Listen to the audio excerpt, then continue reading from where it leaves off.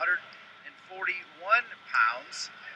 And it'll be Joe Spisak, the 4th seed from Virginia. He was knocked off by Devin Carter from Virginia Tech in the semifinals. And he'll meet the number 6 seed, Ben Ross, who lost to Kevin Jack in the opening round from NC State. And here we go. Spisak there with a headlock right off the bat. This is one of the moves he's noted for. I've seen him hit that move on several occurrences. And he's working towards a pin. He's got Ross in all kinds of trouble. Ross hanging on. Ross is trying to keep that leg back so Spisak can't get his hips out. If he gets his hips out, got a little scramble going on. Ross nice roll out of it, but it's 5-0 though. A near fall for Spisak, leads at 5-0.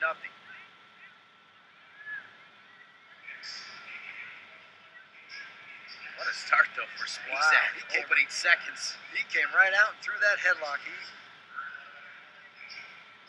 Already got 45 seconds of riding time too. Here's a case where you have wrestlers that lost a match already, and they come out and they're putting it all on the line in this round because they know that if they don't win this round, their chances of going to the NCAA tournament are really, really very small. For all practical purposes, their seasons are pretty well done. Spisak has looked dominant here. Not for the final fight of Ross. This one would be over already. Spisak, a 3-time NCAA qualifier, so he's not exactly used to being in this position. He's got to fight out of the consolations to get there. Yep. He's the kind of guy, he'll battle back, especially if guys that have been to the NCAA tournament before.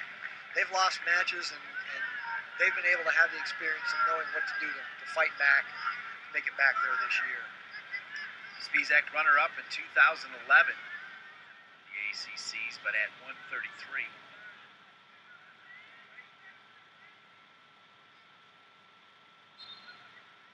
Continues to mount that riding time. He's up over 2 minutes riding time.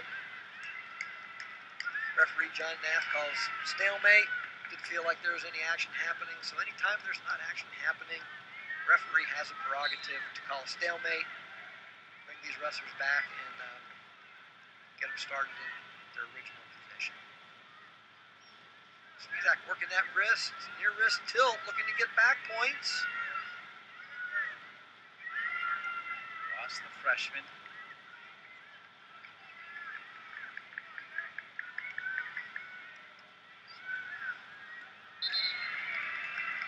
Spisak really working that leg ride well, controlling the hips of Ross,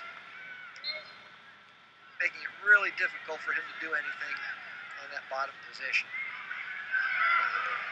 Ross from Pipersville, Pennsylvania, Penridge High School, down 5-0. Nearly almost 3 minutes of riding time now for Spisak as they barely left the center circle. First takedown for Spisak kind of set the tone right away. Yeah, Spisak came out. He wasn't messing around. He was going right for the headlock, right for the fall.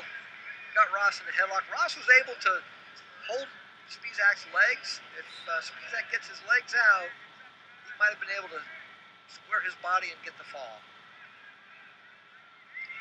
Have Ross still in control here, a little scramble situation. Spisak has his hips up, so he's in good position here to score a reversal. Doesn't quite have it yet. So close. Now Ross he is has in big it. trouble. Trying to pop his head out, he does. Ross will release. Here's Spisak putting that leg in. Really hard to mount an attack from the bottom if you have your leg and your hips controlled like that.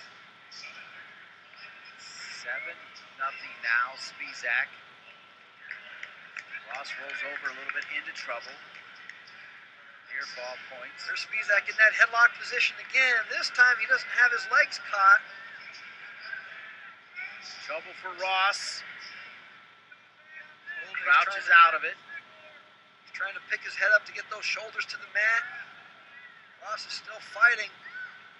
There's a lot of time left on the clock, though. This is a really tough position for Ross to be in. Ross just spinning off one There's the shoulder to the fall. other, and there's the fall for Spisak. A dominant performance. Give Ross all kinds of credit, though, for the fight. As Spisak,